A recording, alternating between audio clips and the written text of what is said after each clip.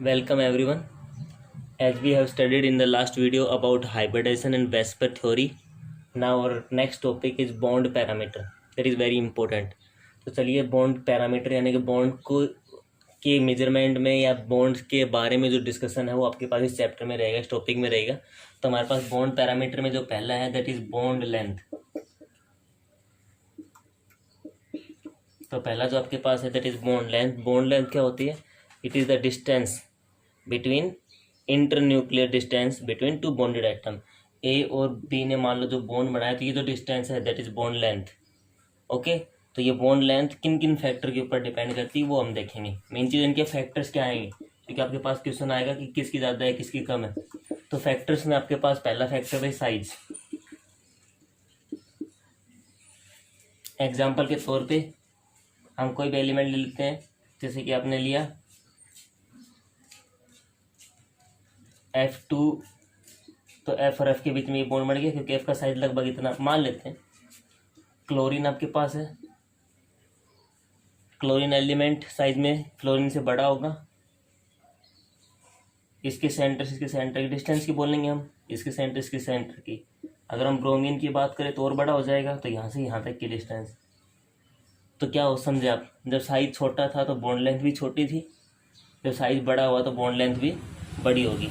तो साइज जो bond length होगी वो साइज पे डिपेंड करेगी। और कैसे डिपेंड करेगी? आपके पास बॉन्ड लेंथ जो होगी साइज के डायरेक्टली प्रोपोर्शनल होती है। हम ऐसा बोल सकते हैं bond length directly proportional to size. Size छोटा बॉन्ड लेंथ छोटी, साइज बड़ा बॉन्ड लेंथ बड़ी। तो पहला फैक्टर आपके पास क्या हुआ? साइज का अपने पास पहला फैक्टर बनता है।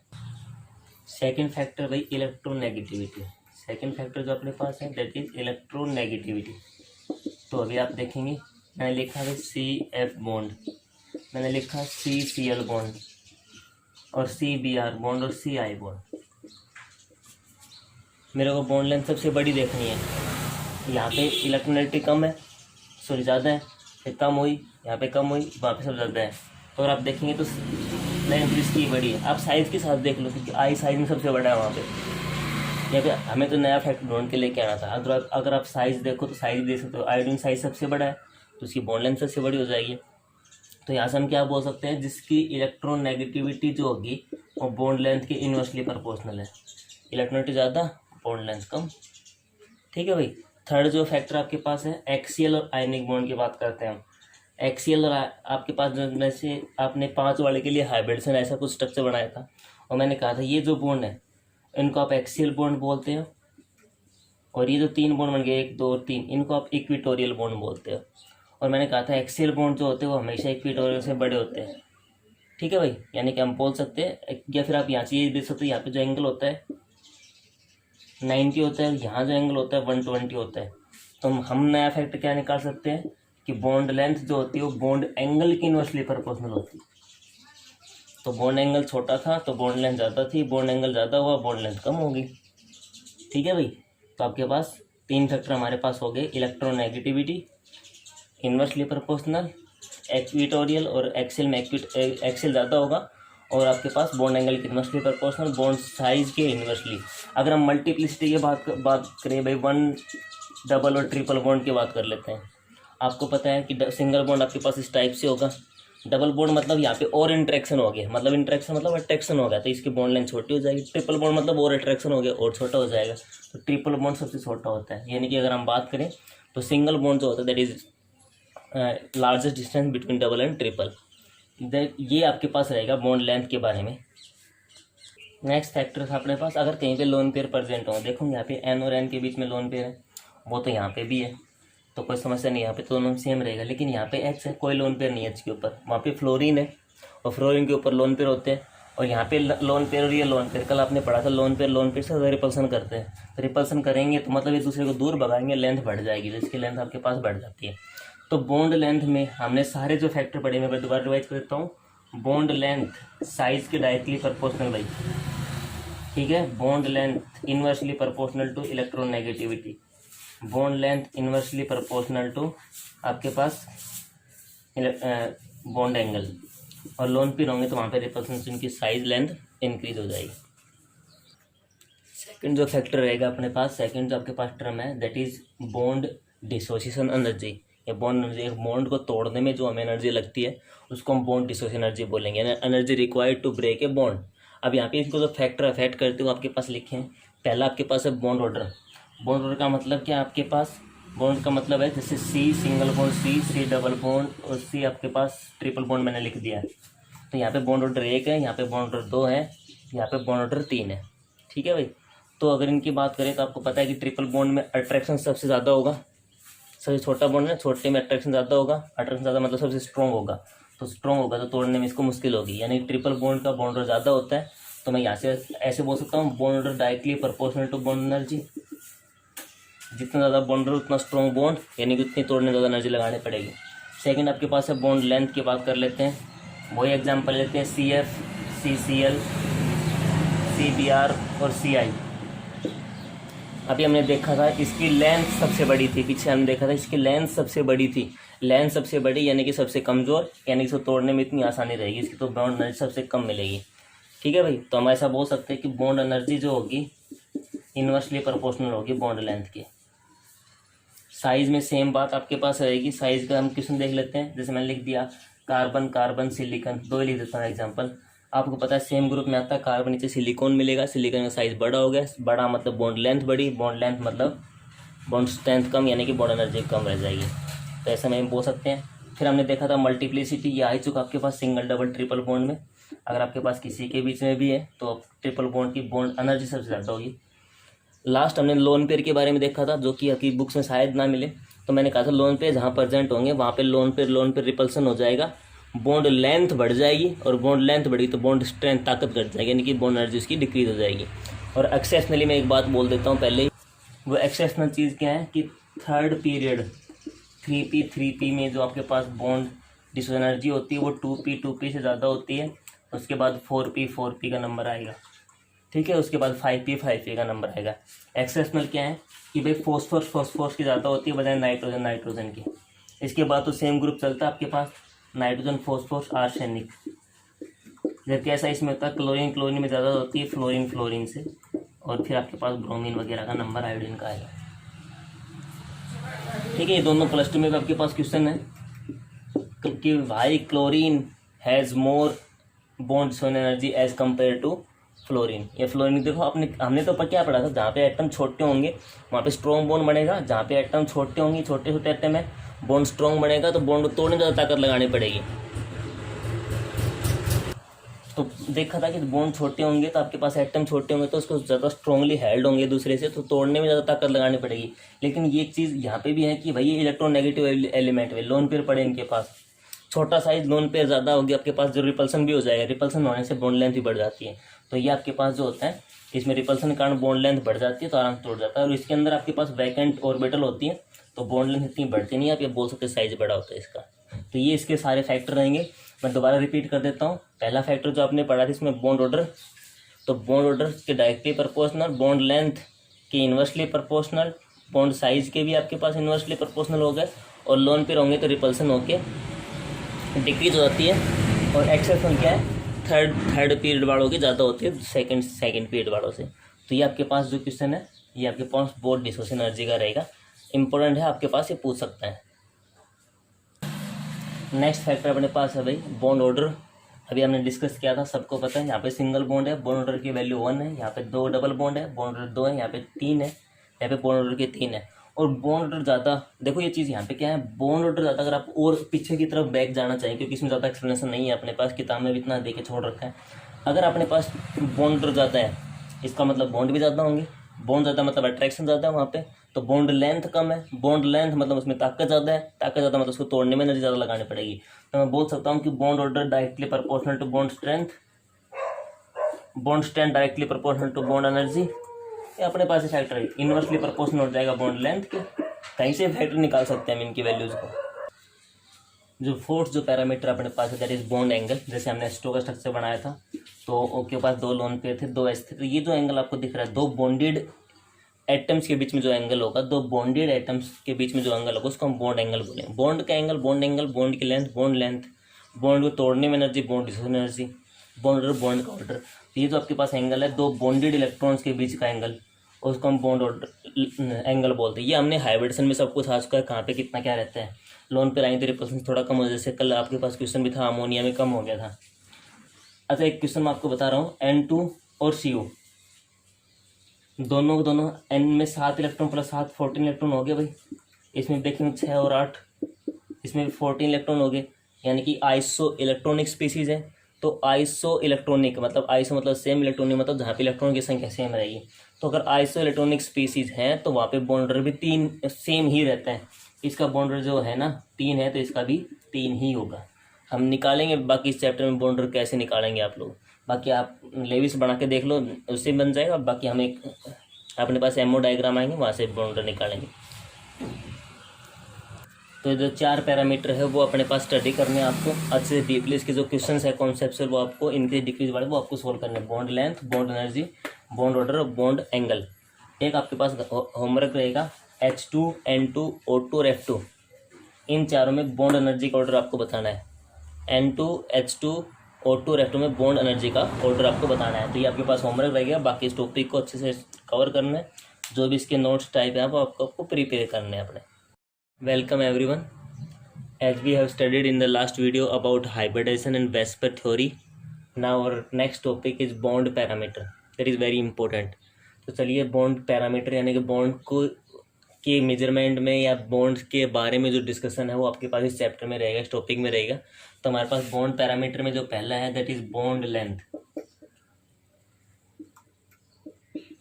तो पहला जो आपके पास है that is bond length. Bond length क्या होती है?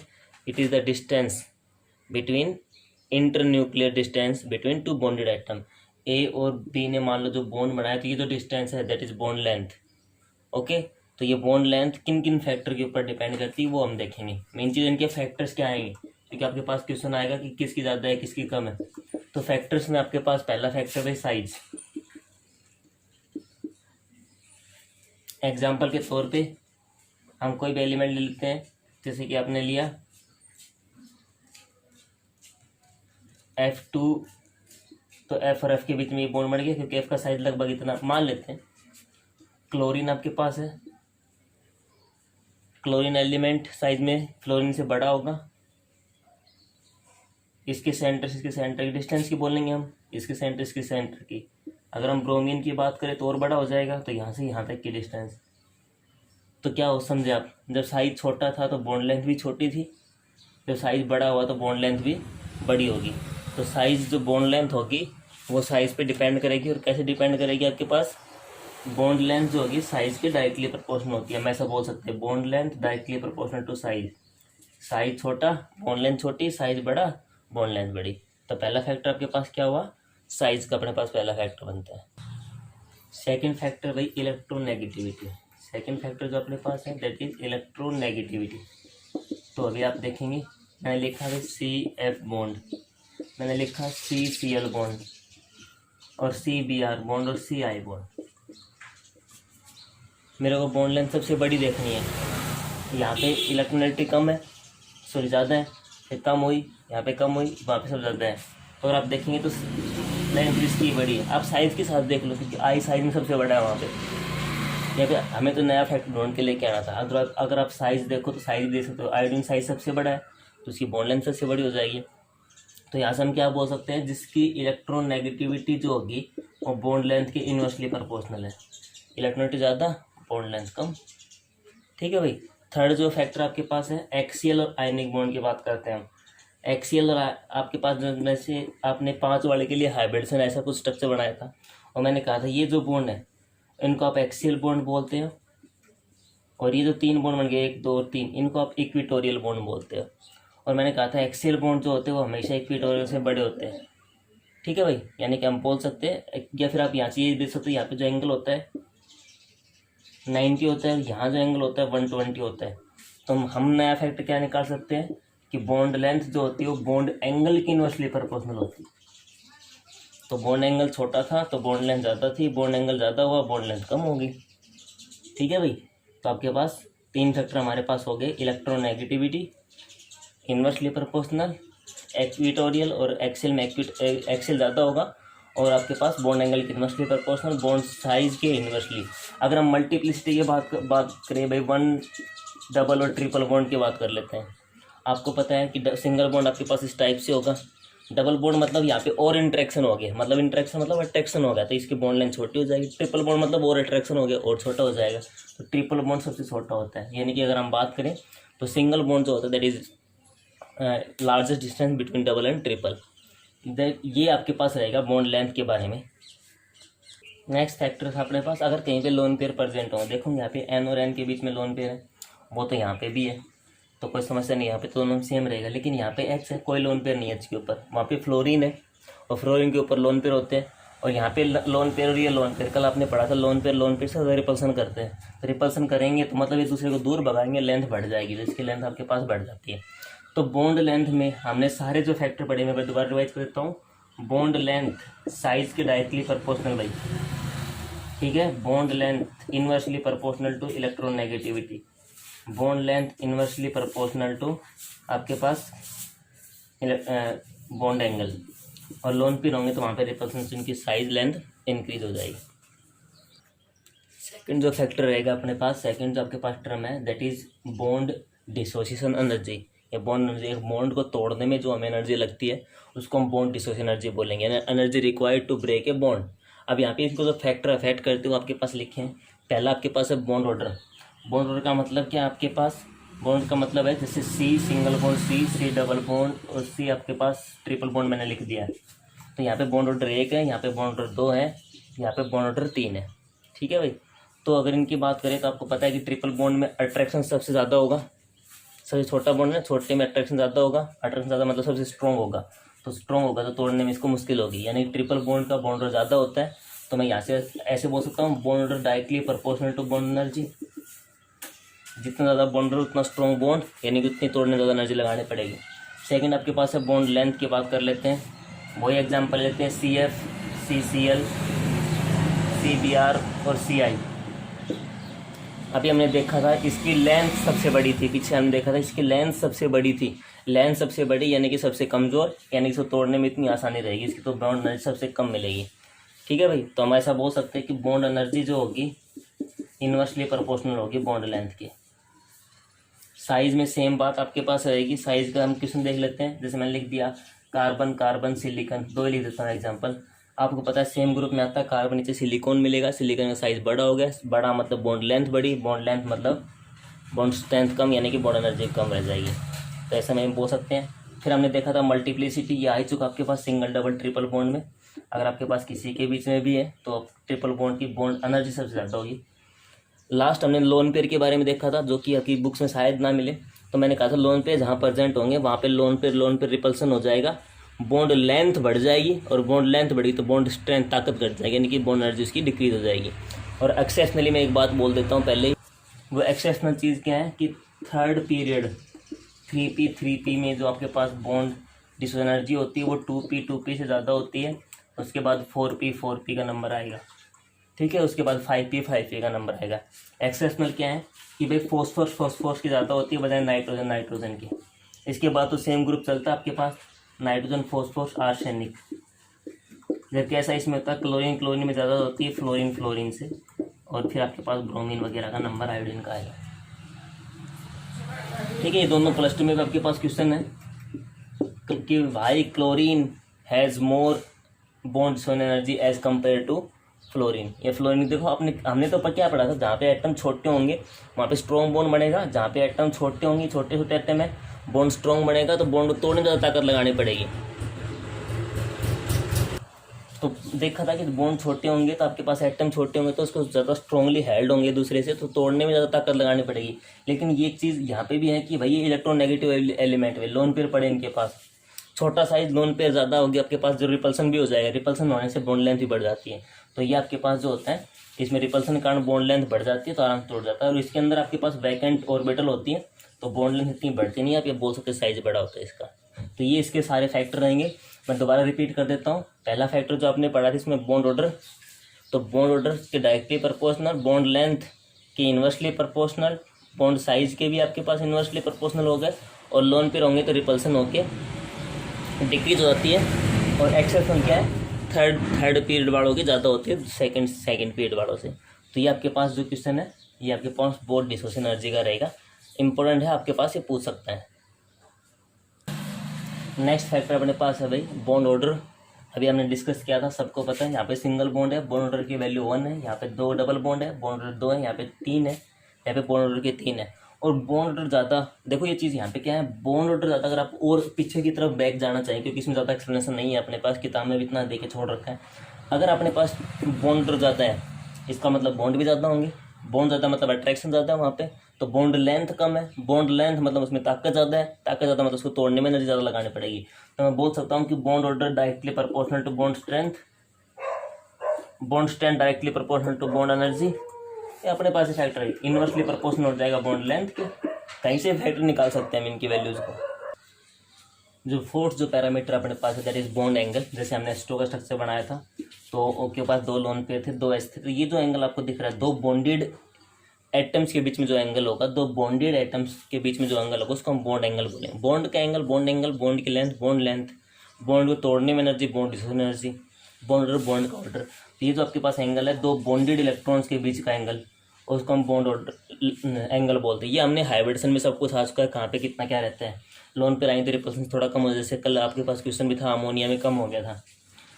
अच्छा, एक क्वेश्चन मैं आपको बता रहा हूँ, N2 और CO दोनों N में 7 इलेक्ट्रॉन प्लस 7 14 इलेक्ट्रॉन हो गए भाई।